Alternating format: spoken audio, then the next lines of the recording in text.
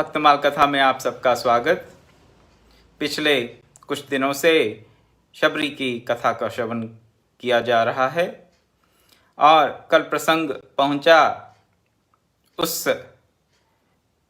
दृष्टांत पर जहां पर भगवान राम आते हैं शबरी की कुटिया में।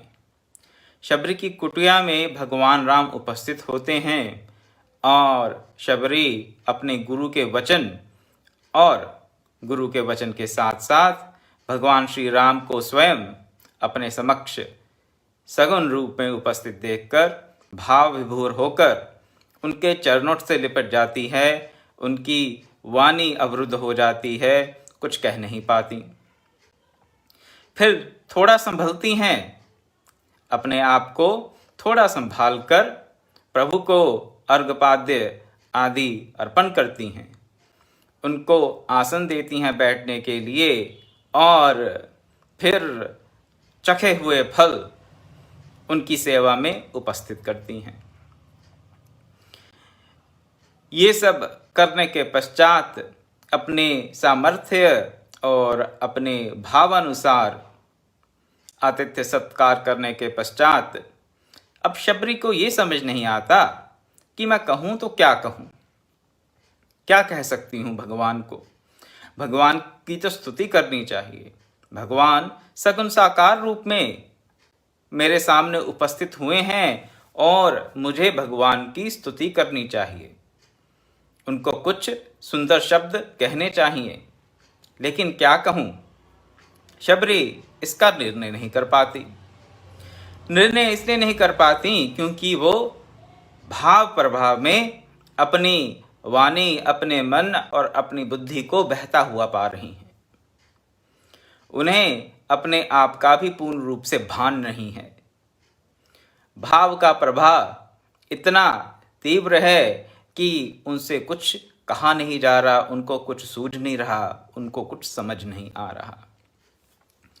अपनी दैन्यता को प्रकट करती हुई वो कुछ शब्द कहती हैं, लेकिन उन शब्दों पर चर्चा करने से पहले मैं इस बात पर थोड़ा विचार करना चाहता हूँ आपके साथ कि शबरी को ये परम सौभाग्य क्यों प्राप्त हुआ।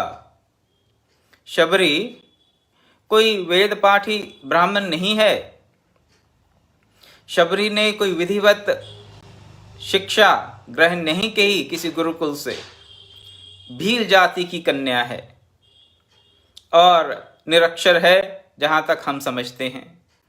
हाँ, गुरु से दीक्षित हैं और संन्यास धर्म में पूर्ण रूप से प्रतिष्ठित हैं और संतों की सेवा, ऋषियों की सेवा उनका परम धर्म है, इसमें कोई संशय नहीं।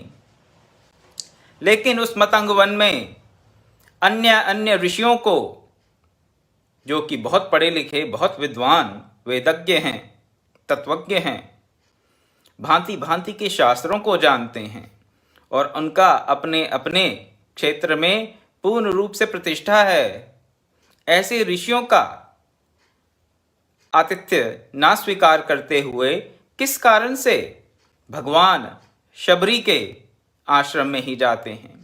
बाकी सब ऋषियों के आश्रमों को छोड़कर मतंग वन में बहुत से ऋषि रहते थे। अन्य ऋषियों को अपने आतिथ्य सत्कार का अवसर ना देकर वो शबरी के ही यहाँ क्यों जाते हैं, ये विचार करने लायक बात है। शबरी में आखिर ऐसा कौन सा गुण था। शबरी अपनी दैन्यता को और अपने असमंजस को प्रकट करते हुए भगवान से कहती हैं, केहि विधि स्तुति करो तुम्हारी, अधम जाति में जड़मति नारी, अधम ते अधम अधम अति नारी, तिन मह मैं मति मंद अघारी। कुछ सूझ नहीं पड़ रहा शबरी को, मैं किस प्रकार आपकी स्तुति करूं।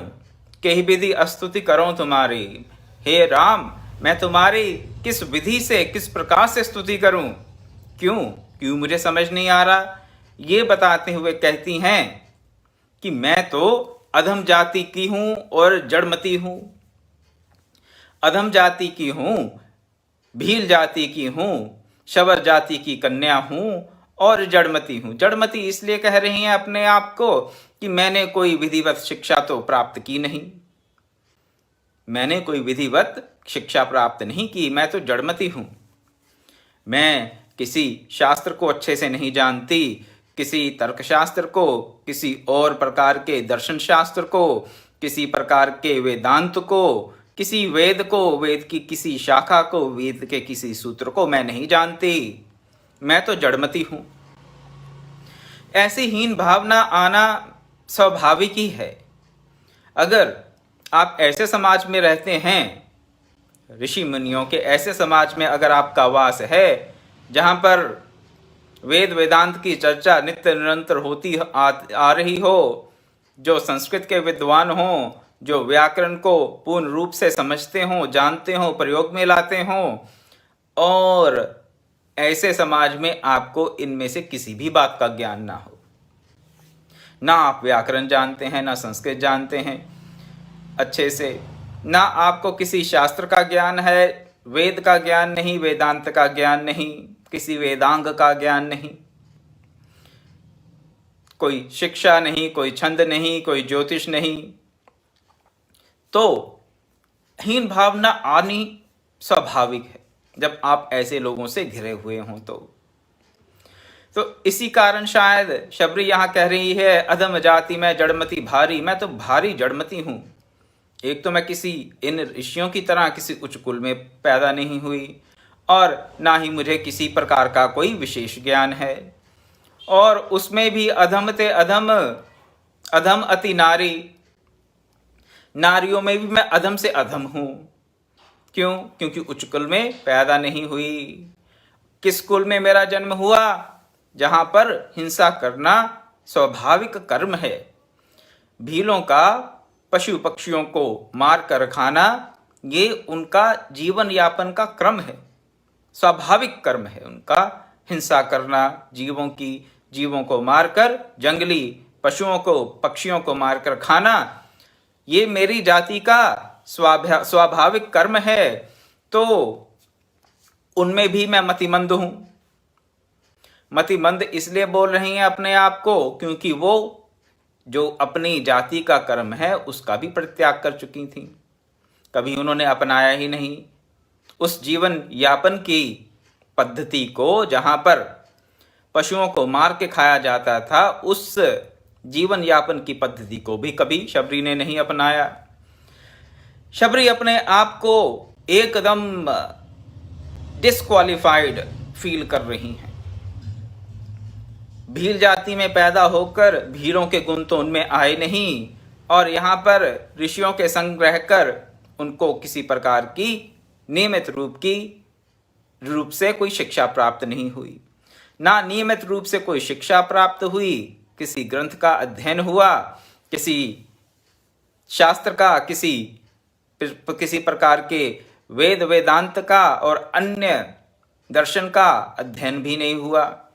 इसलिए अपने आप को मतिमंद बता रही हैं कि ना तो मेरे में कोई प्रकार का ज्ञान है और ना किसी प्रकार का कोई और शिल्प क्रिया जानती हैं, कोई शिल्प कला नहीं जानती, कुछ नहीं आता।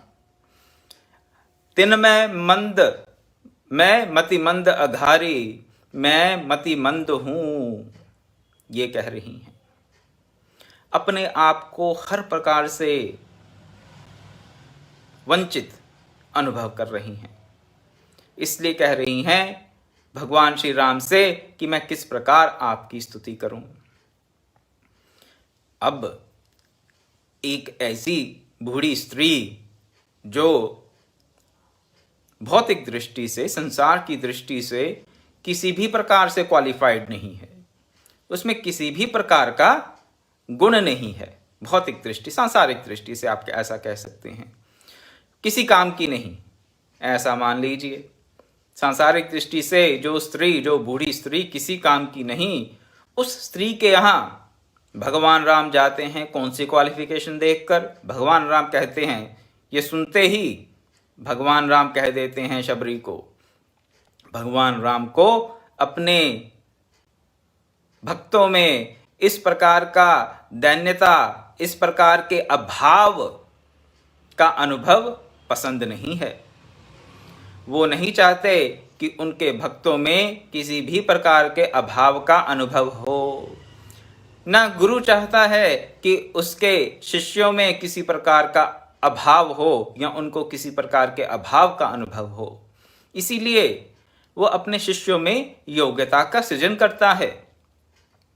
और यहाँ पर शबरी अपने आप को हर प्रकार से अयोग्य बता रही हैं, जाति से, कुल से, कर्म से, शिक्षा से।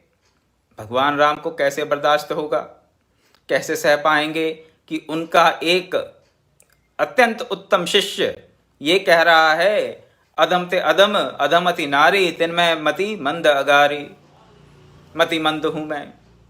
सब सुनकर भगवान राम ने एक बात कहकर शबरी के सब प्रकार की शंकाओं का, शबरी के हर प्रकार के अभाव का, शबरी में जो ये बात आती है मन में बार बार कि मेरे में योग्यता का अभाव है, इस सब प्रकार के भावों का बाध कर दिया। ये सब प्रकार की जो ऊहापोह शबरी के मन में चल रही है उसको निकाल दिया, उसको निराधार बना दिया। बेसलेस है तुम्हारी ये बातें शबरी। भगवान राम ने ऐसा कह दिया। किन शब्दों में कहा सुनिए। शुद्ध प्रेम और दीनता देखकर भगवान क्या कहते हैं, कह रघुपति सुन भामनी माता, मानहु एक भक्ति कर नाता। मैं एक बात कहता हूं भामिनी, प्रकाश स्वरूपिणी, प्रकाश स्वरूपिणी, एक बात सुनो मेरी तुम, एक ही बात कहता हूं क्या, मानव एक भक्ति कर नाता।